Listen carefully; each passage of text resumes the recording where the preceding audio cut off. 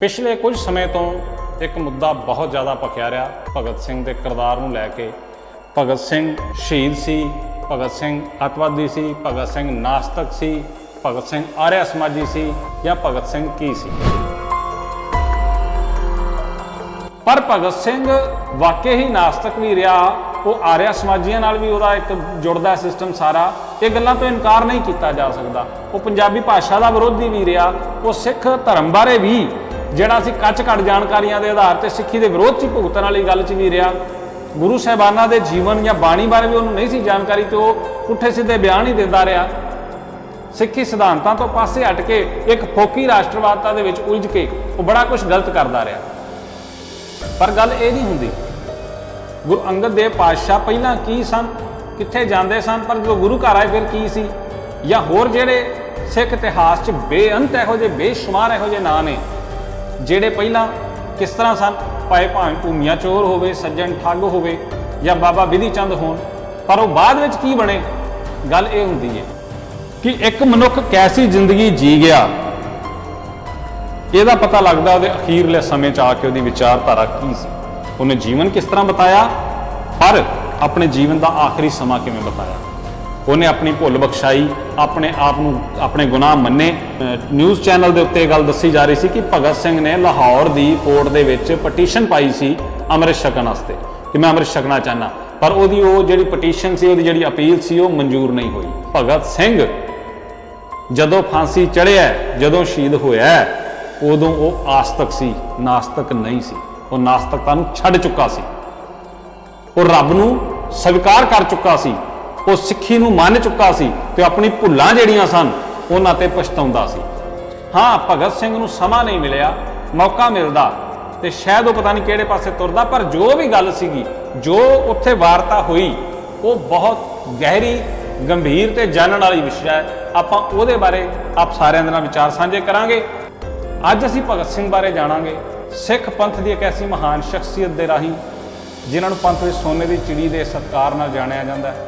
ਸਤਿਕਾਰਯੋਗ ਭਾਈ ਸਾਹਿਬ ਭਾਈ ਰਣਧੀਰ ਸਿੰਘ ਹੁਣਾਂ ਦੀ ਆਪਣੀ ਲਿਖਤ ਜੇਲ੍ਹ ਚਿੱਠੀਆਂ, ਇਹਦੇ ਰਾਹੀਂ ਅਸੀਂ ਜਾਣਾਂਗੇ ਕਿ ਭਾਈ ਸਾਹਿਬ ਦੀ ਜਿਹੜੀ ਮੁਲਾਕਾਤ ਹੁੰਦੀ ਏ ਤੇ ਉਹਦੇ ਜਿਹੜੀਆਂ ਵਿਚਾਰਾਂ ਹੁੰਦੀਆਂ ਨੇ, ਉਹ ਸਾਰਾ ਕੁਝ ਕੀ ਸੀਗਾ।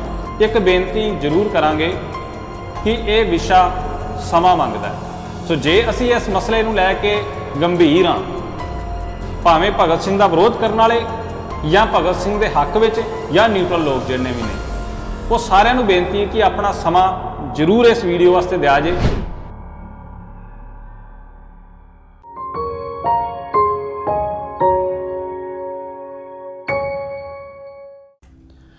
ਪਿਛਲੇ ਕੁਝ ਸਮੇਂ ਤੋਂ ਪੰਜਾਬ ਤੋਂ ਬਾਹਰ ਪੂਰੇ ਭਾਰਤ ਦੇ ਵਿੱਚ ਵੀ ਕਈ ਥਾਵਾਂ ਤੇ ਇੱਕ ਮੁੱਦਾ ਬਹੁਤ ਜ਼ਿਆਦਾ ਭਖਿਆ ਰਿਹਾ ਕਿ ਭਗਤ ਸਿੰਘ ਨੂੰ ਲੈ ਕੇ, ਭਗਤ ਸਿੰਘ ਦੇ ਕਿਰਦਾਰ ਨੂੰ ਲੈ ਕੇ, ਭਗਤ ਸਿੰਘ ਸ਼ਹੀਦ ਸੀ, ਭਗਤ ਸਿੰਘ ਅਤਵਾਦੀ ਸੀ, ਭਗਤ ਸਿੰਘ ਨਾਸਤਕ ਸੀ, ਭਗਤ ਸਿੰਘ ਆਰਿਆ ਸਮਾਜੀ ਸੀ ਜਾਂ ਭਗਤ ਸਿੰਘ ਕੀ ਸੀ।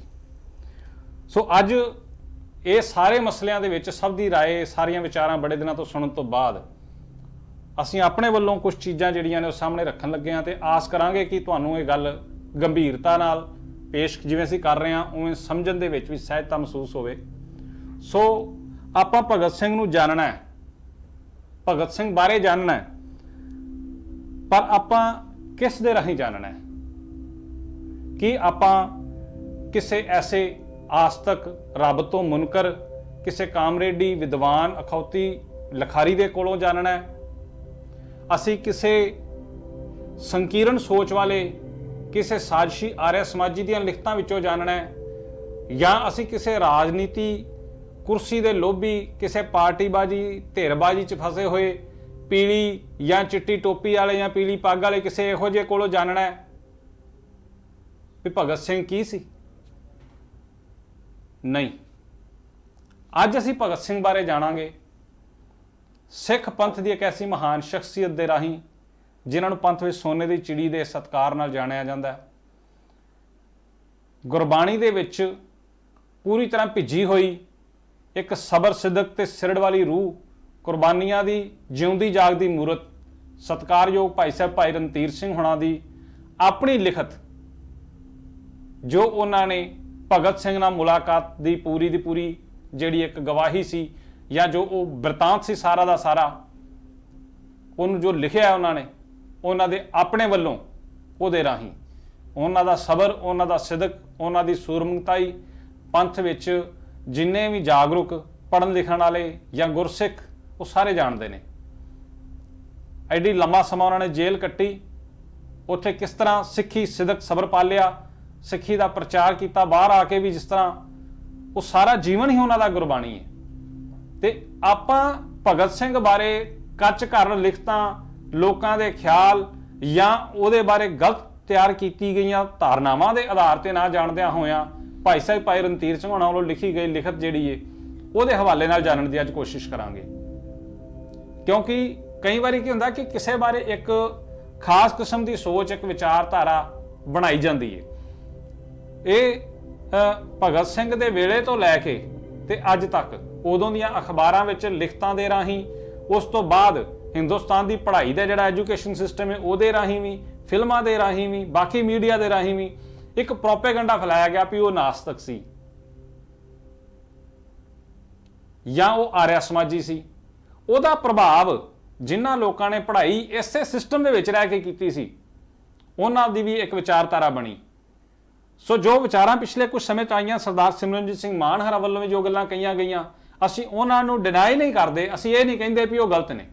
ਜੋ ਕੁਝ ਪਰੋਸਿਆ ਗਿਆ, ਜੋ ਇੱਕ ਨੈਰੇਟਿਵ ਸਿਰਜਿਆ ਗਿਆ ਭਗਤ ਸਿੰਘ ਬਾਰੇ, ਉਹਦੇ ਵਿੱਚੋਂ ਨਿਕਲ ਕੇ ਆਈਆਂ ਹੋਈਆਂ ਗੱਲਾਂ ਸਨ। ਜਾਂ ਇੱਕ ਬੇਇਨਸਾਫੀ ਜਿਹੜੀ ਸਿੱਖ ਕੌਮ ਦੇ ਉਹਨਾਂ ਸ਼ਹੀਦਾਂ ਨਾਲ ਕੀਤੀ ਜਾ ਰਹੀ ਸੀ, ਕਰਤਾਰ ਸਿੰਘ ਸਰਾਭਾ, ਗਦਰੀ ਬਾਬੇ ਆਦਿ ਸਾਰੇ ਜਿਹੜੇ ਸਨ, ਤੇ ਕੱਲਾ ਇੱਕ ਭਗਤ ਸਿੰਘ ਨੂੰ ਨਾਇਕ ਬਣਾ ਕੇ ਪੇਸ਼ ਕੀਤਾ ਜਾ ਰਿਹਾ ਸੀ, ਉਹਦੇ ਵਿੱਚੋਂ ਨਿਕਲੀ ਹੋਈ ਇੱਕ ਨਮੋਸ਼ੀ ਕਹਿ ਲਓ, ਨਾਰਾਜ਼ਗੀ ਕਹਿ ਲਓ, ਜਾਂ ਕੁਝ ਵੀ ਉਹਦੇ ਵਾਸਤੇ ਨਾ ਤੁਸੀਂ ਰੱਖ ਸਕਦੇ ਹੋ, ਪਰ ਉਹ ਇਹਨਾਂ ਵੱਲੋਂ ਸਾਰੇ ਸਾਜ਼ਿਸ਼ੀ ਸਿਰਜੇ ਗਏ ਜਿਹੜੇ ਬਿਰਤਾਂਤ ਸਨ, ਉਹਦੇ ਵਿੱਚੋਂ ਨਿਕਲੀਆਂ ਹੋਈਆਂ ਕੁਝ ਗੱਲਾਂ ਨੇ। ਪਰ ਭਗਤ ਸਿੰਘ ਵਾਕਈ ਹੀ ਨਾਸਤਕ ਵੀ ਰਿਹਾ, ਉਹ ਆਰਿਆ ਸਮਾਜੀਆਂ ਨਾਲ ਵੀ ਉਹਦਾ ਇੱਕ ਜੁੜਦਾ ਸਿਸਟਮ ਸਾਰਾ, ਇਹ ਗੱਲਾਂ ਤੋਂ ਇਨਕਾਰ ਨਹੀਂ ਕੀਤਾ ਜਾ ਸਕਦਾ। ਉਹ ਪੰਜਾਬੀ ਭਾਸ਼ਾ ਦਾ ਵਿਰੋਧੀ ਵੀ ਰਿਹਾ, ਉਹ ਸਿੱਖ ਧਰਮ ਬਾਰੇ ਵੀ ਜਿਹੜਾ ਸੀ ਕੱਚ ਘੱਟ ਜਾਣਕਾਰੀਆਂ ਦੇ ਆਧਾਰ ਤੇ ਸਿੱਖੀ ਦੇ ਵਿਰੋਧ 'ਚ ਭੁਗਤਣ ਵਾਲੀ ਗੱਲ 'ਚ ਵੀ ਰਿਹਾ। ਗੁਰੂ ਸਾਹਿਬਾਨਾਂ ਦੇ ਜੀਵਨ ਜਾਂ ਬਾਣੀ ਬਾਰੇ ਵੀ ਉਹਨੂੰ ਨਹੀਂ ਸੀ ਜਾਣਕਾਰੀ, ਤੇ ਉਹ ਪੁੱਠੇ ਸਿੱਧੇ ਬਿਆਨ ਹੀ ਦਿੰਦਾ ਰਿਹਾ। ਸਿੱਖੀ ਸਿਧਾਂਤਾਂ ਤੋਂ ਪਾਸੇ ਹਟ ਕੇ ਇੱਕ ਫੋਕੀ ਰਾਸ਼ਟਰਵਾਦਤਾ ਦੇ ਵਿੱਚ ਉਲਝ ਕੇ ਉਹ ਬੜਾ ਕੁਝ ਗਲਤ ਕਰਦਾ ਰਿਹਾ। ਪਰ ਗੱਲ ਇਹ ਨਹੀਂ ਹੁੰਦੀ ਗੁਰੂ ਅੰਗਦ ਦੇਵ ਪਾਤਸ਼ਾਹ ਪਹਿਲਾਂ ਕੀ ਸਨ, ਕਿੱਥੇ ਜਾਂਦੇ ਸਨ, ਪਰ ਜਦੋਂ ਗੁਰੂ ਘਰ ਆਏ ਫਿਰ ਕੀ ਸੀ, ਜਾਂ ਹੋਰ ਜਿਹੜੇ ਸਿੱਖ ਇਤਿਹਾਸ 'ਚ ਬੇਅੰਤ ਇਹੋ ਜਿਹੇ ਬੇਸ਼ੁਮਾਰ ਇਹੋ ਜਿਹੇ ਨਾਂ ਨੇ ਜਿਹੜੇ ਪਹਿਲਾਂ ਕਿਸ ਤਰ੍ਹਾਂ ਸਨ, ਭਾਵੇਂ ਭੂਮੀਆ ਚੋਰ ਹੋਵੇ, ਸੱਜਣ ਠੱਗ ਹੋਵੇ, ਜਾਂ ਬਾਬਾ ਬਿਧੀ ਚੰਦ ਹੋਣ, ਪਰ ਉਹ ਬਾਅਦ ਵਿੱਚ ਕੀ ਬਣੇ। ਗੱਲ ਇਹ ਹੁੰਦੀ ਏ। ਹਾਂ, ਭਗਤ ਸਿੰਘ ਨੂੰ ਸਮਾਂ ਨਹੀਂ ਮਿਲਿਆ, ਮੌਕਾ ਮਿਲਦਾ ਤੇ ਸ਼ਾਇਦ ਉਹ ਪਤਾ ਨਹੀਂ ਕਿਹੜੇ ਪਾਸੇ ਤੁਰਦਾ, ਪਰ ਜੋ ਵੀ ਗੱਲ ਸੀਗੀ, ਜੋ ਉੱਥੇ ਵਾਰਤਾ ਹੋਈ, ਉਹ ਬਹੁਤ ਗਹਿਰੀ, ਗੰਭੀਰ ਤੇ ਜਾਣਨ ਵਾਲੀ ਵਿਸ਼ਾ ਹੈ। ਆਪਾਂ ਉਹਦੇ ਬਾਰੇ ਆਪ ਸਾਰਿਆਂ ਦੇ ਨਾਲ ਵਿਚਾਰ ਸਾਂਝੇ ਕਰਾਂਗੇ। ਸੋ ਇਹ ਕਿਤਾਬ ਜਿਹੜੀ ਏ ਭਾਈ ਸਾਹਿਬ ਭਾਈ ਰਣਧੀਰ ਸਿੰਘ ਹੋਣਾ ਦੀ ਲਿਖੀ ਹੋਈ ਜੇਲ੍ਹ ਚਿੱਠੀਆਂ, ਇਹਦੇ ਰਾਹੀਂ ਅਸੀਂ ਜਾਣਾਂਗੇ ਕਿ ਭਾਈ ਸਾਹਿਬ ਦੀ ਜਿਹੜੀ ਮੁਲਾਕਾਤ ਹੁੰਦੀ ਏ ਤੇ ਉਹਦੇ ਜਿਹੜੀਆਂ ਵਿਚਾਰਾਂ ਹੁੰਦੀਆਂ ਨੇ ਉਹ ਸਾਰਾ ਕੁਝ ਕੀ ਸੀਗਾ। ਹੁਣ ਇੱਥੇ ਮੈਂ ਬਹੁਤਾ ਜ਼ਿਆਦਾ ਉਹ ਸਮਾਂ ਉਸ ਹਿਸਾਬ ਨਾਲ ਨਹੀਂ ਲਾਂਗੇ। ਅਸੀਂ ਚਾਹਾਂਗੇ ਵੀ ਜਿੰਨੀ ਜਲਦੀ ਹੋ ਸਕੇ, ਜਿੰਨੇ ਛੋਟੇ 'ਚ ਹੋ ਸਕੇ ਇਸ ਗੱਲ ਨੂੰ ਆਪਾਂ ਸਾਂਝਾ ਕਰੀਏ। ਪਰ ਇੱਕ ਬੇਨਤੀ ਜ਼ਰੂਰ ਕਰਾਂਗੇ ਕਿ ਇਹ ਵਿਸ਼ਾ ਸਮਾਂ ਮੰਗਦਾ। ਸੋ ਜੇ ਅਸੀਂ ਇਸ ਮਸਲੇ ਨੂੰ ਲੈ ਕੇ ਗੰਭੀਰ ਹਾਂ, ਭਾਵੇਂ ਭਗਤ ਸਿੰਘ ਦਾ ਵਿਰੋਧ ਕਰਨ ਵਾਲੇ ਜਾਂ ਭਗਤ ਸਿੰਘ ਦੇ ਹੱਕ ਵਿੱਚ ਜਾਂ ਨਿਊਟਰਲ ਲੋਕ ਜਿਹੜੇ ਵੀ ਨੇ, ਉਹ ਸਾਰਿਆਂ ਨੂੰ ਬੇਨਤੀ ਹੈ ਕਿ ਆਪਣਾ ਸਮਾਂ ਜ਼ਰੂਰ ਇਸ ਵੀਡੀਓ ਵਾਸਤੇ ਦਿਆ ਜੇ, ਕਿਉਂਕਿ ਇਹ ਖਾਸ ਬੇਨਤੀ ਆਪ ਸਾਰਿਆਂ ਵਾਸਤੇ ਤਿਆਰ ਕਰਨ ਲੱਗਿਆ ਵੀਡੀਓ। ਆਪਾਂ ਇੱਕ ਵਾਰੀ ਪੂਰੀ ਵਿਚਾਰ ਇਹ ਜ਼ਰੂਰ ਸੁਣੀਏ ਕਿ ਭਾਈ ਸਾਹਿਬ ਭਾਈ ਰਣਧੀਰ ਸਿੰਘ ਹੋਣੀ ਆਪਣੀ ਕਲਮ ਦੇ ਨਾਲ ਜੋ ਬੀਤਿਆ ਵਾਪਰਿਆ ਉਹ ਕੀ ਲਿਖਦੇ ਨੇ। ਹੁਣ ਇਹਦੇ 'ਚ ਜ਼ਿਕਰ ਆਉਂਦਾ ਉਹਨਾਂ ਦਾ ਸਨ 1930 ਦਾ 4 ਅਕਤੂਬਰ ਦੇ ਸਮੇਂ ਦਾ, ਜਦੋਂ ਉਹਨਾਂ ਦੀ ਰਿਹਾਈ ਦੇ ਆਦੇਸ਼ ਆਉਂਦੇ ਨੇ ਜੇਲ੍ਹ ਦੇ ਵਿੱਚੋਂ, ਤੇ ਉਹ ਦੱਸਦੇ ਨੇ ਵੀ ਦਰੋਗਾ ਜਿਹੜਾ ਉਹਨਾਂ ਨੂੰ ਇੱਕ ਖੁਸ਼ਖਬਰੀ ਸੁਣਾਉਣ ਆਇਆ, ਤੇ ਉਹ ਦਰੋਗੇ ਨੂੰ ਇਹ ਕਹਿੰਦੇ ਨੇ ਵੀ ਤੂੰ ਇੱਕ ਵਾਅਦਾ, ਇੱਕ ਗੱਲ ਮੇਰੇ ਨਾਲ ਕੀਤੀ ਸੀ ਉਹ ਪੂਰੀ ਕਰ। ਤੇ ਉਹ ਕਹਿੰਦਾ ਹਾਂ, ਭਗਤ ਸਿੰਘ ਨਾਲ ਤੁਹਾਡੀ ਮੁਲਾਕਾਤ ਦੀ? ਉਹ ਕਹਿਣ ਲੱਗੇ ਹਾਂ। ਤੇ ਕਹਿੰਦਾ 2 ਘੰਟੇ ਦੀ ਖੁੱਲੀ ਛੁੱਟੀ ਦਾ ਇੰਤਜ਼ਾਮ ਮੈਂ ਕਰ ਲਿਆ, ਤੇ ਤੁਸੀਂ ਉਹਨਾਂ ਨਾਲ ਮਿਲ ਸਕਦੇ ਹੋ। ਆਪਾਂ ਇੱਥੇ ਗੱਲ ਸਮਝਣੀ ਹੈ ਹਰੇਕ ਚੀਜ਼ ਨੂੰ। ਕਹਿੰਦਾ ਜਿਸ ਦਿਨ ਰਣਧੀਰ ਸਿੰਘ ਇਸ ਜੇਲ੍ਹ ਵਿੱਚ ਆਇਆ ਸੀ, ਉਸੇ ਦਿਨ ਹੀ ਭਗਤ ਸਿੰਘ ਫਾਂਸੀ ਵਾਲੇ ਨੇ ਆਪ ਦੇ ਪਾਸ ਉਸ ਨੂੰ ਮਿਲਣ ਲਈ ਦਰਖਾਸਤ ਕੀਤੀ ਸੀ। ਇਹ ਗੱਲ ਦਰੋਗਾ ਜੇਲ੍ਹ ਸੁਪਰਡੈਂਟ ਨੂੰ ਕਹਿ ਰਿਹਾ, ਕਿਉਂਕਿ ਉਹਨੇ ਕਿਹਾ ਮੈਂ ਤੁਹਾਡੀ ਮੁਲਾਕਾਤ ਦਾ ਇੰਤਜ਼ਾਮ ਜੇਲ੍ਹ ਸੁਪਰਡੈਂਟ ਗੱਲ ਕਰਕੇ ਕਰਾ ਦਿੱਤਾ। ਤੇ ਉਹਨੇ ਬਹਾਨਾ ਇਹ ਲਾਇਆ ਵੀ ਜੇ ਅਸੀਂ ਭਾਈ ਰਣਧੀਰ ਸਿੰਘ ਉਹਨਾਂ ਨੂੰ ਇਸ ਵੇਲੇ ਬਾਹਰ ਕੱਢਨੇ ਆ, ਸੁਪਰਡੈਂਟ ਇੱਕ ਗੱਲ ਕਰਦਾ ਹੈ ਵੀ ਜੇ ਉਹਨਾਂ ਨੂੰ ਬਾਹਰ ਕੱਢਿਆ ਤੇ ਬਾਹਰ ਜਲਸੇ ਜਲੂਸ ਸ਼ੁਰੂ ਹੋ ਜਾਣਗੇ, ਬੜਾ ਹਾਲਾਤ ਉਹੋ ਜਿਹੇ ਬਣ ਜਾਣਗੇ, ਸਾਡੇ ਵਾਸਤੇ ਮੁਸ਼ਕਲ ਹੋ ਜਾਏਗੀ। ਤੇ ਉਹ ਦਰੋਗਾ ਭਾਈ ਸਾਹਿਬ ਨੂੰ ਕਹਿੰਦਾ ਕਿ ਮੈਂ ਸੁਪਰਡੈਂਟ ਨੂੰ ਇਹ ਕਿਹਾ ਕਿ ਤੁਸੀਂ ਇੱਕ ਚਾਲ ਚੱਲੋ, ਤੁਸੀਂ ਅਜੇ ਭਾਈ ਰਣਧੀਰ ਸਿੰਘ ਨੂੰ ਬਾਹਰ ਨਹੀਂ ਕੱਢਦੇ, ਅਸੀਂ ਉਹਨਾਂ ਨੂੰ ਭਗਤ ਸਿੰਘ ਨਾਲ ਮੁਲਾਕਾਤ ਕਰਨ ਵਾਸਤੇ ਭੇਜ ਦਿੰਨੇ ਆ, ਤਾਂ ਕਿ ਉਹ ਸਮਾਂ ਲੰਘ ਜਾਏ ਤੇ ਫਿਰ ਲੇਟ ਨਾਈਟ ਆਪਾਂ ਉਹਨਾਂ ਨੂੰ ਬਾਹਰ ਕੱਢ ਦਿਆਂਗੇ, ਜਿੰਨੀ ਦੇਰ ਤੱਕ ਜਿਹੜੇ ਬਾਹਰ ਲੋਕ ਕਨਸੂਆਂ ਲੈਣ ਵਾਲੇ ਨੇ ਜਾਂ ਕੋਈ ਆਸ ਉਮੀਦ ਵਾਲੇ ਉਹ ਚਲੇ ਜਾਣਗੇ। ਸੋ ਕਹਿੰਦਾ ਮੈਂ ਇਸ ਤਰ੍ਹਾਂ ਕਰਕੇ ਸੁਪਰਡੈਂਟ ਨੂੰ ਤਿਆਰ ਕਰ ਲਿਆ। ਤੇ ਇਹਦੇ ਚੋਂ ਜਿਹੜੀ ਗੱਲ ਕਰਦਾ ਹੈ ਉਹ ਸਮਝਣ ਵਾਲੀ ਹੈ ਕਿ ਜਿਸ ਦਿਨ ਰਣਧੀਰ ਸਿੰਘ ਇਸ ਜੇਲ੍ਹ ਵਿੱਚ ਆਇਆ, ਇਹ ਸੁਪਰਡੈਂਟ ਨੂੰ ਦਰੋਗਾ ਕਹਿ ਰਿਹਾ ਕਿ ਆਪ ਨੂੰ ਯਾਦ ਹੋਵੇਗਾ ਕਿ ਉਸੇ ਦਿਨ ਹੀ ਭਗਤ ਸਿੰਘ ਫਾਂਸੀ ਵਾਲੇ ਨੇ ਆਪ ਦੇ ਪਾਸ ਉਸ ਨੂੰ ਮਿਲਣ ਲਈ ਦਰਖਾਸਤ ਕੀਤੀ ਸੀ। ਇਹ ਦਰਖਾਸਤ ਕੌਣ ਦੇ ਰਿਹਾ? ਭਗਤ ਸਿੰਘ ਦੇ ਰਿਹਾ ਭਾਈ ਸਾਹਿਬ ਭਾਈ ਰਣਧੀਰ ਸਿੰਘ ਨੂੰ ਮਿਲਣ ਵਾਸਤੇ, ਪਰ ਆਪ ਨੇ ਮਨਜ਼ੂਰ ਨਹੀਂ ਕੀਤੀ ਸੀ। ਮੇਰੇ ਖਿਆਲ ਵਿੱਚ ਜੇ ਹੁਣ ਅਸੀਂ ਮੁਲਾਕਾਤ ਦੀ ਇਜਾਜ਼ਤ ਦੇ ਦਈਏ ਤਾਂ 2 ਘੰਟੇ ਐਵੇਂ ਹੀ ਗੁਜ਼ਰ ਜਾਣਗੇ। ਸੋ ਇਹ ਇੱਕ ਉਹਨਾਂ ਦੀ ਮੁਲਾਕਾਤ ਦਾ ਜਿਹੜਾ ਇੱਕ ਸਬਬ ਬਣਿਆ, ਜੋ ਇੱਕ ਵਿਉਂਤ ਰਚੀ ਗਈ, ਉਹ ਹੈ। ਹੁਣ ਜਿਹੜੀ ਉੱਥੇ ਗੱਲਬਾਤ ਸ਼ੁਰੂ ਹੁੰਦੀ ਹੈ, ਅਸੀਂ ਉਸ ਪਾਸੇ ਵੱਲ ਵਧਾਂਗੇ। ਉਹ ਕਹਿੰਦੇ ਮੈਨੂੰ ਦੂਰੋਂ ਦੇਖ ਕੇ ਹੀ ਮੇਰੇ ਵੱਲ ਭੱਜਿਆ ਆਇਆ ਤੇ ਮੈਂ ਹਾਤੇ ਦੇ ਜੰਗਲੇ ਦੇ ਬਾਹਰ ਖਲੋਤਾ ਰਿਹਾ। ਉਸਨੇ ਅੰਦਰ-ਬਾਹਰ ਐਨ ਮੇਰੇ ਕੋਲ ਆ ਕੇ ਬੜੇ ਹੀ ਸਤਿਕਾਰ ਨਾਲ ਮੈਨੂੰ ਨਮਸਕਾਰ ਕੀਤੀ ਅਤੇ ਝੁਕ ਕੇ ਜੋ ਹਾਰ ਕੀਤਾ। ਮੈਂ ਵੀ ਦੋਵੇਂ ਕਰ ਜੋੜ ਫਤਿਹ ਬੁਲਾਈ। ਕੈਦੀ ਵਾਰਡਰ ਸਾਨੂੰ ਕੋਲ ਕਰਕੇ ਲਾਂਭੇ ਹੋ ਗਿਆ। ਅੰਦਰਲੇ ਹਾਤੇ ਵੱਲੋਂ ਵੀ ਕੋਈ ਸਿਪਾਹੀ ਜਾਂ ਵਾਰਡਰ ਸਾਡੇ ਨੇੜੇ ਨਾ ਆਇਆ। ਅਸੀਂ ਦੋਏ ਪੂਰੇ ਇਕਾਂਤ ਵਿੱਚ ਪਰਸਪਰ ਆਮੋ ਸਾਹਮਣੇ ਹੋਏ ਖਲੋਤੇ ਹਾਂ। ਭਗਤ ਸਿੰਘ ਬਿਰਹ ਮਿਲਾਪ ਦੀ ਕਰੁਣਾ ਕਿਰਤਗਨੀ ਖੁਸ਼ੀ ਵਿੱਚ ਉਛਲ ਕੇ ਜਾਰੋ ਜਾਰ ਕਤਾਰ ਹੰਝੂ ਬਹਾ ਰਿਹਾ ਹੈ। ਆਪਾਂ ਇਹਦੇ ਵਿੱਚ ਵਰਤੇ ਗਏ ਅੱਖਰ ਸ਼ਬਦਾਵਲੀ ਨੂੰ ਪੂਰੇ ਧਿਆਨ ਨਾਲ ਸੁਣਨਾ ਹੈ। ਇਹ ਤੁਹਾਡੇ ਸਾਹਮਣੇ ਬੇਨਤੀ ਕਰਨ ਦਾ ਮੇਨ ਮਕਸਦ ਹੀ ਇਹ ਸੀ ਕਿ ਉਹ ਸਾਰਾ ਜੋ ਬਿਰਤਾਂਤ ਉੱਥੇ ਬੀਤ ਰਿਹਾ ਸੀ, ਜੋ ਕੁਝ ਉੱਥੇ ਹੋ ਰਿਹਾ ਸੀ, ਅਸੀਂ ਉਹਨੂੰ ਗੰਭੀਰਤਾ ਨਾਲ ਸਮਝੀਏ, ਕਿਉਂਕਿ ਭਾਈ ਸਾਹਿਬ ਭਾਈ ਰਣਧੀਰ ਸਿੰਘ ਨਾਲੋਂ ਵੱਡੀ ਗਵਾਹੀ ਮੈਂ ਨਹੀਂ ਸਮਝਦਾ। ਇਸ ਵੇਲੇ ਸਾਨੂੰ ਕਿਸੇ ਹੋਰ ਦੀ ਲੋੜ ਹੈ। ਕਹਿੰਦੇ ਅਣਡਿੱਠਿਆਂ ਹੀ ਇਤਨੇ ਪਿਆਰ ਸਤਕਾਰ ਦੀ ਬਹਿਬਲਤਾ ਵਿਰਲੀ ਵਾਂਝੀ ਹੀ ਡਿੱਠੀ ਸੁਣੀ ਹੈ। ਜਾਣੋ ਮੁੱਦਤਾਂ ਦਾ ਹੀ ਜਾਣੂ ਪਛਾਣੂ ਹੈ। ਗਦਗਦ ਹੋ ਕੇ ਕਹਿਣ ਲੱਗਾ, ਅੱਜ ਮੇਰੀਆਂ ਖੁਸ਼ੀਆਂ ਦੀ ਹੱਦ ਕੋਈ ਨਹੀਂ ਰਹੀ। ਮੇਰੇ ਦਿਲ ਵਿੱਚ ਇਹ ਤਾਂਘ ਦਿਨ ਰਾਤ ਰਹਿੰਦੀ ਸੀ ਕਿ ਕਿਵੇਂ ਅਤੇ ਕਦੋਂ ਆਪ ਦੇ ਦਰਸ਼ਨ ਨਸੀਬ ਹੋਣ। ਸੋ ਅੱਜ ਇਹ ਭਾਗਾਂ ਭਰੀ ਘੜੀ ਹੈ ਕਿ ਮੇਰੀਆਂ ਆਸਾਂ ਪੂਰੀਆਂ ਹੋਈਆਂ। ਮੈਂ ਆਪ ਦਾ ਜੀਵਨ ਅਤੇ ਆਪ ਦੀਆਂ ਜੇਲ੍ਹ ਕਰੜਾਈਆਂ ਦੀਆਂ ਘਾਲਾਂ ਸੁਣ ਕੇ ਹੀ ਆਪ ਦਾ ਪ੍ਰੇਮ ਸਦਾਈ ਹੋ ਗਿਆ ਸੀ। ਇਹ ਭਗਤ ਸਿੰਘ ਭਾਈ ਸਾਹਿਬ ਭਾਈ ਰਣਧੀਰ ਸਿੰਘ ਹੋਣਾ ਨੂੰ ਕਹਿ ਰਿਹਾ ਉਹਨਾਂ ਦੇ ਬਾਬਤ। 1914-15 ਵਾਲਿਆਂ ਦੀ ਦੇਸ਼ ਭਗਤੀ ਦੀ ਸੱਚੀ ਸੁੱਚੀ ਨਜ਼ੀਰ ਨੇ ਮੇਰੇ ਵਰਗੇ ਨਾਚੀਜ਼ ਪੁਰਸ਼ਾਂ ਨੂੰ ਕੌਮ ਭਗਤੀ ਦੀ ਹੁੱਬ ਲਈ ਉਭਾਰਿਆ ਹੈ। ਇਹ ਬਿਆਨ ਭਗਤ ਸਿੰਘ ਦਾ ਹੈ, ਕਿਸੇ ਕਾਮਰੇਡੀ ਦਾ ਨਹੀਂ, ਕਿਸੇ ਆਰਿਆ ਸਮਾਜੀ ਦਾ ਨਹੀਂ। ਇੱਕ ਭਗਤ ਸਿੰਘ ਖੁਦ ਆਪਣੇ ਮੂੰਹੋਂ ਭਾਈ ਸਾਹਿਬ ਨੂੰ ਇਹ ਗੱਲ ਕਹਿ ਰਿਹਾ ਹੈ ਕਿ 1914-15 ਦੇ ਜਿਹੜੇ ਦੇਸ਼ ਭਗਤ ਸਨ, ਭਾਵ ਗਦਰੀ ਬਾਬੇ, ਜਿਹੜੀ ਉਸ ਵੇਲੇ ਦੀ ਮੂਵਮੈਂਟ ਚੱਲੀ ਏ, ਮੈਂ ਉਹਦੇ ਤੋਂ ਪ੍ਰਭਾਵਿਤ ਹੋਇਆ ਵਾਂ ਤੇ ਮੈਨੂੰ ਉਹਨਾਂ ਨੇ ਹੀ ਦੇਸ਼ ਭਗਤੀ ਲਈ ਉਭਾਰਿਆ ਹੈ। ਸੋ ਇੱਥੇ ਇੱਕ ਗੱਲ ਸਮਝਣ ਵਾਲੀ ਏ ਵੀ ਉਹਦੇ ਆਈਡੀਅਲ ਕੌਣ ਸਨ। ਠੀਕ ਹੈ ਨਾ। ਜੋ ਘਾਲਾਂ ਆਪ ਸੱਜਣਾ ਨੇ ਘਾਲੀਆਂ ਹਨ, ਉਸ ਦੇ ਮੁਕਾਬਲੇ ਵਿੱਚ ਮੈਂ ਜਿਹੇ ਦੀਆਂ ਕਰਨੀਆਂ ਤਾਂ ਐਵੇਂ ਤੁੱਛ ਮਾਤਰ ਹੀ ਹਨ। ਮੇਰੇ ਹਿਰਦੇ ਉੱਤੇ ਆਪ ਦੇ ਜੀਵਨ ਦਾ ਅਸਰ ਖਾਸ ਖਸੂਸੀਅਤ ਨਾਲ ਅਸਰ ਪਜ਼ੀਰ ਹੋਇਆ ਹੈ। ਆਪ ਨੂੰ ਸ਼ਾਇਦ ਮੁਨਸ਼ੀ ਮੰਨਾ ਸਿੰਘ ਨੇ ਦੱਸਿਆ ਹੀ ਹੋਣਾ ਹੈ ਕਿ ਕਿਸ ਇਸ਼ਤਿਆਕ ਨਾਲ ਮੈਂ ਮਹੀਨਿਆਂ ਬੱਧੀ ਆਪ ਨੂੰ ਯਾਦ ਕਰਦਾ ਰਿਹਾ ਹਾਂ। ਇਹ ਪ੍ਰੇਮ ਹੁੰਦਾ ਹੈ, ਇਹਨੂੰ ਪਿਆਰ ਕਹਿੰਦੇ ਨੇ, ਜਿਹੜਾ ਭਗਤ ਸਿੰਘ ਪ੍ਰਗਟ ਕਰ ਰਿਹਾ। ਮੈਂ ਸਾਫ਼ ਕਹਾਂਗਾ ਕਿ ਮੇਰੀ ਖਿੱਚ ਨਹੀਂ ਆਪ ਨੂੰ ਖਿੱਚ ਕੇ ਇਸ ਜੇਲ੍ਹ ਵਿੱਚ ਮੁੜ 16 ਸਾਲ ਪਿੱਛੋਂ ਲੈ ਆਂਦਾ ਹੈ, ਕਿਉਂਕਿ ਭਾਈ ਸਾਹਿਬ ਭਾਈ ਰਣਧੀਰ ਸਿੰਘ ਹੋਣੀ 16 ਸਾਲ ਪਹਿਲਾਂ ਇਸ ਜੇਲ੍ਹ ਵਿੱਚ ਸਨ। ਫਿਰ ਉਸ ਤੋਂ ਬਾਅਦ ਉਹਨਾਂ ਦੀ ਬਦਲੀ ਹੁੰਦੀ ਚਲੀ ਗਈ ਤੇ ਅੱਜ 16 ਸਾਲਾਂ ਬਾਅਦ ਦੁਬਾਰਾ ਇਸ ਜੇਲ੍ਹ 'ਚ ਆਏ ਨੇ। ਤੇ ਭਗਤ ਸਿੰਘ ਦਾ ਇਹ ਇੱਕ ਭਾਵਨਾ, ਇੱਕ ਸ਼ਰਧਾ ਹੈ ਕਿ ਤੁਸੀਂ ਮੇਰੇ ਯਾਦ ਕਰਨ ਕਰਕੇ ਹੀ ਦੁਬਾਰਾ ਇੱਥੇ ਆਏ ਹੋ, ਤਾਂ ਕਿ ਮੇਰੀ ਤੁਹਾਡੀ ਮੁਲਾਕਾਤ ਹੋ ਸਕੇ। ਜਦੋਂ ਦਾਸ ਨੇ ਆਪ ਨੂੰ ਮੁਲਾਕਾਤ ਕਰਨ ਦਾ ਪਹਿਲਾ ਸੰਦੇਸ਼ਾ ਭੇਜਿਆ ਸੀ, ਉਸ ਸੰਦੇਸ਼ੇ ਦੇ ਉੱਤਰ ਵਿੱਚ ਜੋ ਆਪ ਦਾ ਹੁਕਮਨਾਮਾ ਕੇਸ ਦਾੜੀ ਰੱਖਣ ਦਾ ਪੁੱਜਾ ਸੀ, ਸੋ ਦਾਸ ਹਿੱਤੋਂ ਚਿੱਤੋਂ ਕਮਾਉਣ ਨੂੰ ਤਿਆਰ ਹੈ। ਇਹ ਭਗਤ ਸਿੰਘ ਕਹਿ ਰਿਹਾ ਹੈ। ਆਪ ਦੇ ਅੱਗੇ ਬੜਾ ਸ਼ਰਮਸਾਰ ਵੀ ਹਾਂ ਅਤੇ ਨਿਚੱਕ ਹੋ ਕੇ ਦੱਸਣ ਨੂੰ ਤਿਆਰ ਹਾਂ ਕਿ ਮੈਂ ਜੋ ਕੁਝ ਕੇਸ ਦਾੜੇ ਦੀ ਬੇਅਦਬੀ ਕਰ ਬੈਠਾ ਹਾਂ, ਸੋ ਮਜਬੂਰਨ ਕਰ ਬੈਠਾ ਹਾਂ। ਸੇਵਾ ਉਪਕਾਰ ਹਿੱਤ ਮੈਨੂੰ ਮੇਰੇ ਸਾਥੀਆਂ ਨੇ ਮਜਬੂਰ ਕੀਤਾ ਸੀ ਕਿ ਇਸ ਵੱਡ ਰੂਪੀ ਦਾ ਦੇਸ਼ ਪਲਟਿਆ ਜਾਵੇ ਅਤੇ ਇਸ ਵੱਡ ਰੂਪੀ ਦਾ ਵੇਸ ਪਲਟਿਆ ਜਾਏ ਅਤੇ ਸੰਨਿਆਸੀ ਸਾਧੂ ਵਾਲਾ ਸਵਾਂਗ ਧਾਰਿਆ ਜਾਏ। ਸੋ ਮੈਂ ਇਸ ਕੁਸੰਗ ਦੇ ਅਧੀਨ, ਲਫ਼ਜ਼ ਇਸਤੇਮਾਲ ਕੀਤਾ ਜਾ ਰਿਹਾ ਕੁਸੰਗ, यानी कि जिन्हां साथियों का दावा किया जाता है सारे विद्वानों वालों, सारे कामरेडां वालों या होर लोगों वालों कि जी ये उहदे साथी सन, वो उत्थे लफ्ज़ इस्तेमाल कर रहा है उन्हां दी कुसंग करके, उन्हां दी कुसंग अधीन होके ये बेअदबी कर बैठा हाँ हुण जिवें आप दा हुक्म होवे। ये अधीनगी, प्यार, ये निर्मलता वेखो जरा ध्यान नाल। हुण मैं भगत सिंह दी ये अधीनगी अते शर्मसारी वेख के बड़ा ही खुश होया, ये भाई साहब कह रहे हैं। हुण ਅਤੇ ਉਸ ਦੀ ਸਾਫ਼ਗੋਈ ਦੀ ਖੂਬੀ ਜਾਂਚ ਕੇ ਵੀ ਬੜਾ ਮੁਅੱਸਰ ਹੋਇਆ, ਤਦ ਵੀ ਮੈਂ ਹੇਠ ਲਿਖੀਆਂ ਗੱਲਾਂ ਉਸ ਨੂੰ ਕਹੇ ਬਾਝੋਂ ਨਾ ਰਹਿ ਸਕਿਆ। ਹੁਣ ਜਿਹੜੀ ਗੱਲ ਭਾਈ ਸਾਹਿਬ ਭਾਈ ਰਣਧੀਰ ਸਿੰਘ ਹੋਣੀ ਭਗਤ ਸਿੰਘ ਨੂੰ ਕਹਿਣ ਲੱਗੇ ਨੇ, ਜਰਾ ਉਹ ਲਫ਼ਜ਼ ਸੁਣਿਆ ਜੇ, ਉਹਨਾਂ ਦਾ ਸੰਬੋਧਨ ਕਰਨ ਦਾ ਤਰੀਕਾ ਵੇਖਿਆ ਜੇ। ਵੀਰ ਭਗਤ ਸਿੰਘ ਜੀ, ਆਪ ਦੇ ਪਿਆਰ ਤੋਂ ਮੈਂ ਬਲਿਹਾਰ ਹਾਂ ਅਤੇ ਆਪ ਦੀ ਦੇਸ਼ ਭਗਤੀ ਵਾਲੀ ਉਪਕਾਰ ਸਪਿਰਟ ਤੋਂ ਵੀ ਬਲ ਜਾਂਦਾ ਹਾਂ। ये लफ्ज़ छोटा नहीं कोई, ये कोई हल्के अखर नहीं। भाई साहब भाई रणधीर सिंह होना वर्गी रूह कह रही है कि मैं तेरी देश भगती की जिहड़ी उपकार की जिहड़ी स्पिरिट है ना, तो बल जाना।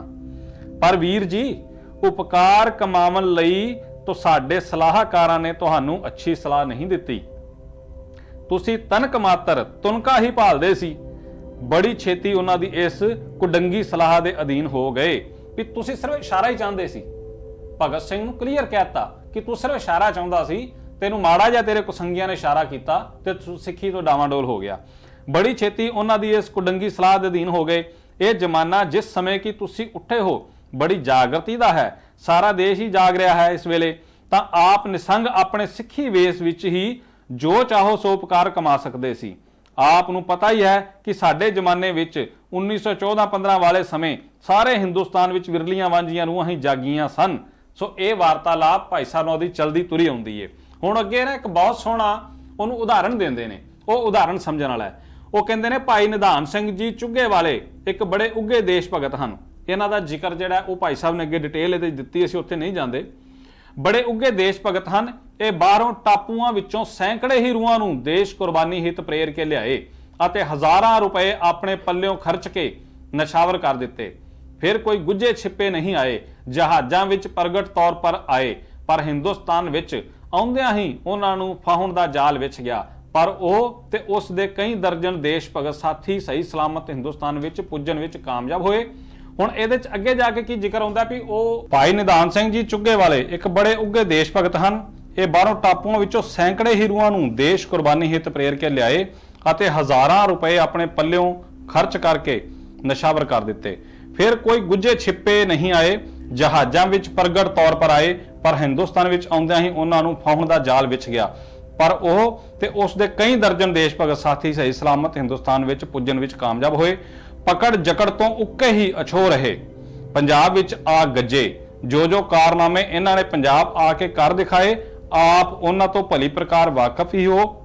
ये भाई साहब जिहड़ा ਉਹ भगत सिंह नूं कह रहे हैं कि आप उस तो भली प्रकार वाकफ ही हो। उन्हां दे वारंट निकले हुए सन, हुलिये छपे हुए सन, उन्हां दी गिरफ्तारी दे इनाम मुश्तहर हो चुके सन। सारे जमाने दी हवा उन्हां दे उल्ट सी, चार चुफेरे उन्हां दी पकड़ तकड़ दी दौड़ भज हो रही सी। उस दौड़ भज विच ਉਹ ਨਿਰਪੈਰ ਨਿਤੜਕ ਫਿਰਦੇ ਰਹੇ। ਉਨੀ ਦਿਨੀ ਦੇਸ਼ ਉਪਕਾਰ ਦੀ ਘਾਲਣਾ ਦਾ ਦਾਰੋਮਦਾਰ ਦੇਸ਼ ਭਗਤ ਤਬਕੇ ਵਿੱਚ ਬਹੁਤ ਸਾਰਾ ਭਾਈ ਨਿਧਾਨ ਸਿੰਘ ਜੀ ਦੀ ਹਸਤੀ ਉੱਪਰ ਹੀ ਮੁਨਹਸਰ ਸੀ। ਨਿਰਭੈਤਾ ਵਿੱਚ ਤਾਂ ਵੀਰ ਕਰਤਾਰ ਸਿੰਘ ਸਰਾਭਾ ਵੀ ਆਪਣੀ ਮਿਸਾਲ ਆਪ ਹੀ ਸੀ। ਇਹ ਭਾਈ ਕਰਤਾਰ ਸਿੰਘ ਸਰਾਭੇ ਦੀ ਤਾਰੀਫ ਜਿਹੜੀ ਉਹ ਭਾਈ ਸਾਹਿਬ ਭਾਈ ਰਣਧੀਰ ਸਿੰਘ ਹੋਣੀ ਕਰਦੇ ਨੇ ਪਏ ਇੱਥੇ। ਕਹਿੰਦੇ ਨੇ ਉਸ ਦੇ ਦਿਲ ਵਿੱਚ ਇੱਕ ਦਿਨ ਇਹ ਖਿਆਲ ਆਇਆ ਅਤੇ ਕੁਸੰਗ ਦੇ ਅਸਰ ਕਰਕੇ ਆਇਆ ਕਿ ਕਿਤੇ ਭਾਈ ਨਿਧਾਨ ਸਿੰਘ ਅਜਾਈ ਫੜੇ ਹੀ ਨਾ ਜਾਣ। ਉਹਨਾਂ ਤੋਂ ਦੇਸ਼ ਭਗਤਾਂ ਨੇ ਕੰਮ ਬਹੁਤ ਲੈਣਾ ਹੈ, ਸੋ ਉਹਨਾਂ ਨੂੰ ਚਿਰੰਕਾਲ ਕਾਮਯਾਬ ਰੱਖਣ ਲਈ ਰਾਜਨੀਤੀ ਭਾਸਨੀ ਕਮਜ਼ੋਰੀ ਦੇ ਪ੍ਰਾਣ ਹੋ ਕੇ ਵੀਰ ਕਰਤਾਰ ਸਿੰਘ ਨੇ ਭਾਈ ਨਿਧਾਨ ਸਿੰਘ ਨੂੰ ਇਹ ਸਲਾਹ ਦਿੱਤੀ ਕਿ ਆਪ ਆਪਣੇ ਦਾੜੇ ਨੂੰ ਵਸਮਾ ਲਗਾ ਲਓ ਤਾਂ ਕਿ ਹੁਲੀਏ ਦੇ ਨਿਸ਼ਾਨ ਗਲਤ ਹੋ ਜਾਣ ਅਤੇ ਕੋਈ ਪਛਾਣ ਨਾ ਸਕੇ।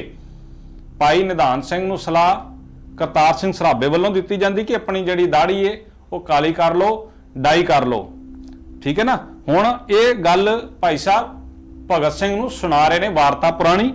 ਭਾਈ ਨਿਧਾਨ ਸਿੰਘ ਨੇ ਬੜੀ ਵੀਰਤਾ ਨਾਲ ਉੱਤਰ ਦਿੱਤਾ ਕਿ ਮੈਂ ਮੂੰਹ ਕਾਲਾ ਕਰਕੇ ਚਮਕਦੇ ਹੀਰਿਆਂ ਉੱਤੇ ਗੋਹੇ ਦਾ ਪਰੋਲਾ ਫੇਰ ਕੇ ਆਪਣੀ ਵੀਰਤਾ ਨੂੰ ਕਲੰਕਿਤ ਨਹੀਂ ਕਰਨਾ ਚਾਹੁੰਦਾ। ਇੱਥੇ ਰੁਕ ਕੇ ਨਾ ਨਾਲ ਮੈਂ ਇੱਕ ਇੱਥੇ ਟਿੱਪਣੀ ਜ਼ਰੂਰ ਕਰਨੀ ਚਾਹਾਂਗਾ ਸਾਡੇ ਉਹਨਾਂ ਅਖੌਤੀ ਧਾਰਮਿਕ ਆਗੂਆਂ ਨੂੰ ਵੀ ਜਿਹੜੇ ਕਮੇਟੀਆਂ ਵਿੱਚ ਜਾਂ ਸੰਸਥਾਵਾਂ ਵਿੱਚ ਚੌਧਰੀ ਬੰਨਾ ਦੇ ਭਾਲਦੇ ਨੇ, ਪਰ ਉਹਨਾਂ ਨੂੰ ਆਪਣੀ ਦਾੜੀ ਕਾਲੀ ਕਰਨ ਤੋਂ ਗੁਰੇਜ਼ ਜਾਂ ਸ਼ਰਮ ਅਜੇ ਵੀ ਨਹੀਂ ਆਉਂਦੀ। ਸੋ ਇਹ ਇੱਕ ਚਪੇੜ ਜਿਹੜੀ ਹੈ ਇੱਥੇ ਵੱਜਦੀ ਹੈ, ਇਹ ਸਾਨੂੰ ਸਮਝਣ ਵਾਲੀ ਚੀਜ਼ ਹੈ। ਠੀਕ ਹੈ ਨਾ। ਕਹਿੰਦੇ ਮੇਥੋਂ ਜੋ ਕੁਝ ਕੰਮ ਲੈਣਾ ਹੈ ਇਸੇ ਵੇਸ ਵਿੱਚ ਲਵੋ ਅਤੇ ਮੇਰੇ ਅੰਦਰ ਕਾਇਰਤਾ ਮਤ ਪੈਦਾ ਕਰੋ। ਉਹਨਾਂ ਨੂੰ ਬਹੁਤ ਗਿਰਾਉਣਾ ਚਾਹਿਆ ਪਰ ਉਹ ਆਪਣੇ ਨਿਸ਼ਚੇ ਵਿੱਚ ਅਚਲ ਤੇ ਅਟਲ ਰਹੇ। ਇਸ ਸੱਜਣ ਨੇ 30 40 ਕੋਹ ਦਾ ਪੰਧ ਇਕੱਸੇ ਦਿਹਾੜੀ ਚ ਕੀਤਾ ਤੇ ਪੁਲਿਸ ਦੇ ਪਹਿਰਿਆਂ ਦੇ ਕੋਲ ਦੀ ਨਿਤੜਕ ਹੋ ਕੇ ਲੰਘ ਜਾਂਦਾ ਰਿਹਾ ਤੇ ਕੰਮ ਇਤਨੇ ਭਾਰੀ ਵਿਸ਼ੇਸ਼ਤਾ ਵਾਲੇ ਕੀਤੇ ਜਿਸ ਦੇ ਮੁਕਾਬਲੇ ਤੁਹਾਡਾ ਚਿਤਵਿਆ ਕੰਮ ਪਾਸੰਗ ਮਾਤਰ ਸੀ। ਇਹ ਭਗਤ ਸਿੰਘ ਨੂੰ ਭਾਈ ਸਾਹਿਬ ਭਾਈ ਰਣਧੀਰ ਸਿੰਘ ਹੋਰੀ ਇਹ ਵੀ ਨਾਲ ਚਤਾ ਰਹੇ ਨੇ ਵੀ ਤੇਰਾ ਕੰਮ ਕੁਛ ਵੀ ਨਹੀਂ। ਸੋ ਆ ਜੋ ਇੱਕ ਵੱਡਾ ਯੋਧਾ ਬਣਾ ਕੇ ਜਾਂ ਬਹੁਤ ਉਹਨੂੰ ਉੱਚਾ ਚੁੱਕ ਕੇ ਇਸ ਮੀਡੀਆ ਦੇ ਰਾਹੀਂ ਇਹ ਪ੍ਰੋਪੇਗੰਡੇ ਦੇ ਰਾਹੀਂ ਲੈ ਕੇ ਆਂਦਾ, ਉਹਦਾ ਇੱਥੇ ਭਾਈ ਸਾਹਿਬ ਭਾਈ ਰਣਧੀਰ ਸਿੰਘ ਹੋਣਾ ਨੇ ਵੀ ਪਾ ਜੁਗੇੜ ਕੇ ਪਾਸੇ ਰੱਖਤਾ ਵੀ ਤੇਰੇ ਕੰਮ ਜਿਹੜੇ ਨੇ ਨਾ ਉਹ ਉਹਨਾਂ ਸੂਰਬੀਰ ਯੋਧਿਆਂ ਦੇ ਮੁਕਾਬਲੇ ਕੱਖ ਵੀ ਨਹੀਂ। ਪਰ ਉਹਨਾਂ ਨੇ ਚਿੱਟੇ ਦਾੜੇ ਨੂੰ ਕਾਲਾ ਕਰਨਾ ਵੀ ਮਨਜ਼ੂਰ ਨਹੀਂ ਕੀਤਾ ਸੀ। ਤੁਸਾਂ ਦਾੜਾ ਤੇ ਕੇਸ ਵੀ ਕਤਲ ਕਰਾ ਦਿੱਤੇ। ਭਗਤ ਸਿੰਘ ਅੱਗੋਂ ਕੀ ਕਹਿੰਦਾ, ਦਰਅਸਲ ਸਾਂਡਰਸ ਦਾ ਕਤਲ ਮੈਂ ਨਹੀਂ, ਮੇਰੇ ਪਰ ਇਲਜ਼ਾਮ ਲੱਗ ਗਿਆ। ਮੈਂ ਜਾਤਾ ਕਿ ਮੌਕੇ ਨੂੰ ਹੱਥੋਂ ਕਿਉਂ ਗਵਾਵਾਂ ਤੇ ਸਾਰਾ ਇਲਜ਼ਾਮ ਆਪਣੇ ਉੱਪਰ ਲੈ ਲਿਆ। ਲਾਭ ਇਹ ਹੋਇਆ ਕਿ ਕ੍ਰੈਡਿਟ ਸਾਰਾ ਮੈਨੂੰ ਮਿਲ ਗਿਆ, ਉਂਝ ਵੀ ਮੈਨੂੰ ਬਚਣ ਦੀ ਕੋਈ ਆਸ ਨਹੀਂ ਸੀ। ਹੁਣ ਆ ਇੱਕ ਵੇਖੋ, ਅਖਬਾਰਾਂ, ਫਿਲਮਾਂ, ਬਾਕੀ ਸਾਰਾ ਮੀਡੀਆ ਇੰਨੇ ਸਾਲਾਂ ਤੋਂ ਇੱਕ ਪ੍ਰਚਾਰ ਕਰਦਾ ਹੈ ਕਿ ਸਾਂਡਰਸ ਨੂੰ ਗੋਲੀ ਭਗਤ ਸਿੰਘ ਨੇ ਮਾਰੀ ਸੀ, ਜਦ ਕਿ ਭਗਤ ਸਿੰਘ ਭਾਈ ਸਾਹਿਬ ਭਾਈ ਰਣਧੀਰ ਸਿੰਘ ਉਹਨਾਂ ਦੇ ਸਾਹਮਣੇ ਖੜਾ ਹੋ ਕੇ ਕਬੂਲ ਕਰ ਰਿਹਾ ਹੈ ਕਿ ਸਾਂਡਰਸ ਨੂੰ ਗੋਲੀ ਮੈਂ ਨਹੀਂ ਮਾਰੀ ਸੀ, ਮੇਰਾ ਤੇ ਨਾਂ ਲੱਗ ਗਿਆ ਤੇ ਮੈਂ ਕਿਹਾ ਚਲੋ ਕ੍ਰੈਡਿਟ ਮਿਲਦਾ ਪਿਆ ਤੇ ਲੈ ਲਓ। ਹੁਣ ਇੱਥੋਂ ਸੋਚੋ ਕਿ ਉਹਦੀ ਆਤਮਿਕ ਬਿਰਤੀ, ਉਹਦੀ ਸੁਰਤੀ, ਉਹ ਸਾਰੀਆਂ ਚੀਜ਼ਾਂ ਕਿੱਥੇ ਖੜੀਆਂ ਸਨ ਕਿ ਇਹ ਕ੍ਰੈਡਿਟ ਲੈਣ ਮਾਰਾ ਕੀ ਗੱਲ ਕਰਦਾ ਪਿਆ। ਅੱਗੋਂ ਭਾਈ ਸਾਹਿਬ ਨੂੰ ਕਹਿੰਦੇ ਨੇ, ਫੋਕੇ ਕ੍ਰੈਡਿਟ ਮਿਲਣ ਦੀ ਫੋਕੀ ਖੁਸ਼ੀ ਦਾ ਹਾਸਲ ਕਰਨਾ ਸੱਚੇ ਦੇਸ਼ ਭਗਤਾਂ ਦਾ ਆਦਰਸ਼ ਨਹੀਂ ਹੋਣਾ ਚਾਹੀਦਾ। ਦੁਨੀਆ ਦੀ 4 ਦਿਨ ਦੀ ਵਾਹ ਦੀ ਖੁਮਾਰੀ ਵਿੱਚ ਆਪ ਨੂੰ ਆਪਣੇ ਸੱਚੇ ਆਦਰਸ਼ ਤੋਂ ਗਿਰਨ ਦਾ ਅਹਿਸਾਸ ਵੀ ਨਾ ਰਿਹਾ ਤੇ ਨਾ ਹੀ ਆਪਣੇ ਅਸਲੀ ਨਿਸ਼ਾਨੇ ਤੋਂ ਖੁੰਝਣ ਦਾ ਪਛਤਾਵਾ ਹੀ ਲੱਗਾ। ਇੱਕ ਅਖਬਾਰੀ ਵਡਿਆਈ ਦਾ ਛੁਣਛੁਣਾ ਹੀ ਪੱਲੇ ਰਹਿ ਗਿਆ। ਗੁਰੂ ਦੀ ਮੋਹਰ ਸਾਬਤ ਸੂਰਤ ਐਵੇਂ ਭੰਗ ਦੇ ਪਹਾੜੇ ਹੀ ਝੂਠੇ ਵਫਨ ਵਫਾਓ ਦੇ ਲਾਲਚ ਵਿੱਚ ਗਵਾ ਲਈ। ਭਲਾ ਜੇ ਗਲਤੀ ਹੋ ਗਈ ਸੀ ਤਾਂ ਉਸ ਦੀ ਤਲਾਫੀ ਤਾਂ ਹੋਣੀ ਚਾਹੀਦੀ ਸੀ, ਫਿਰ ਮੁੜ ਕੇਸ ਰੱਖ ਲੈਣੇ ਸਨ, ਮੁੜ ਕੇ ਕਿਉਂ ਨਾ ਰੱਖੇ।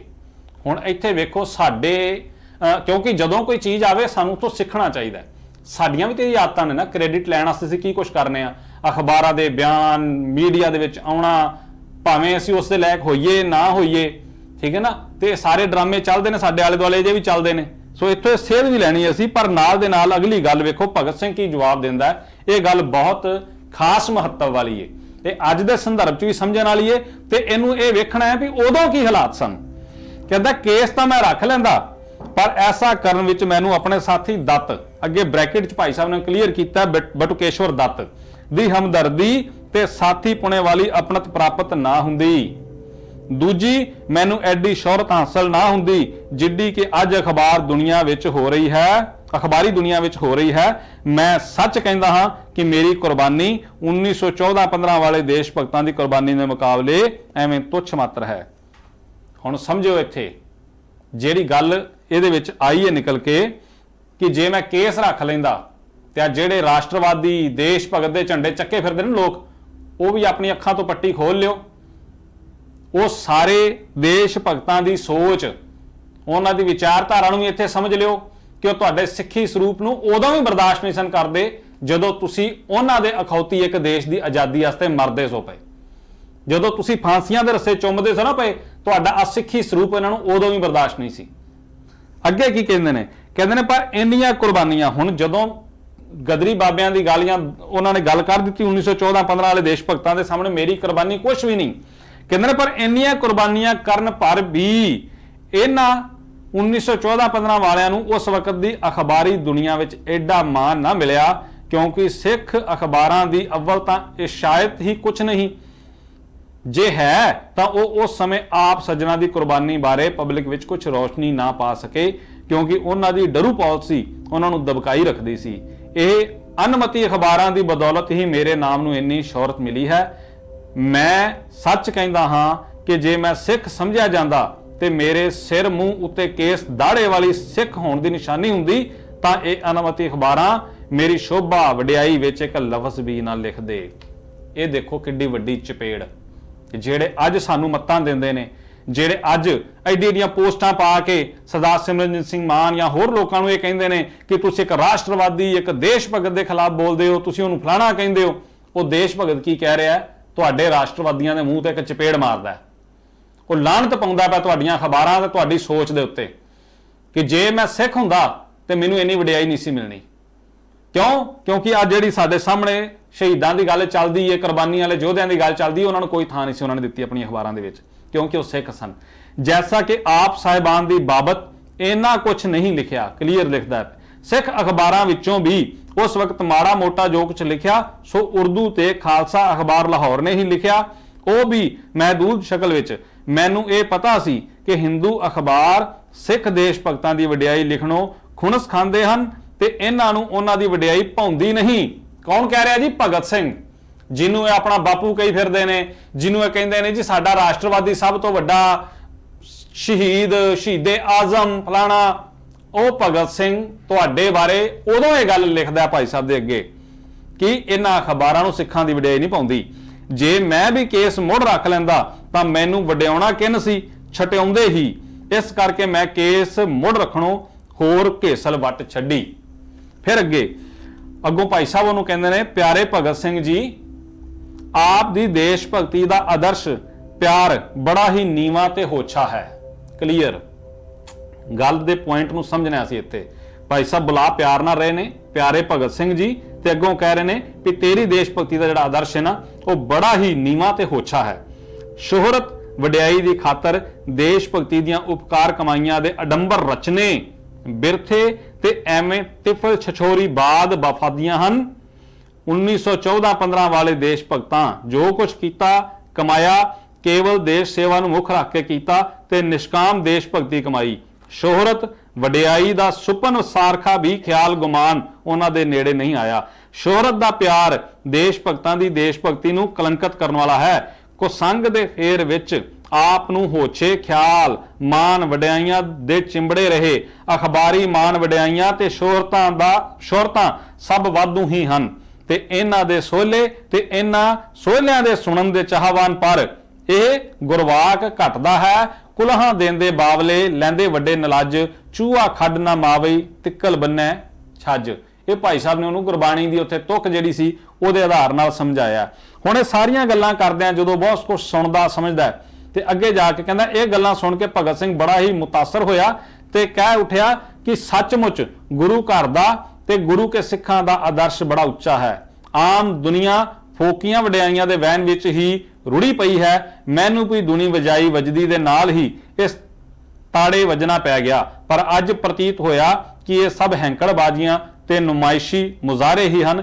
मेरी बड़ी ही खुशकिस्मती हुंदी। हुण सुणो की कहन लगा। वो कहंदा मेरी बड़ी ही खुशकिस्मती हुंदी जेकर आप जैसे सज्जना की संगत 2-4 महीने रहिंदी।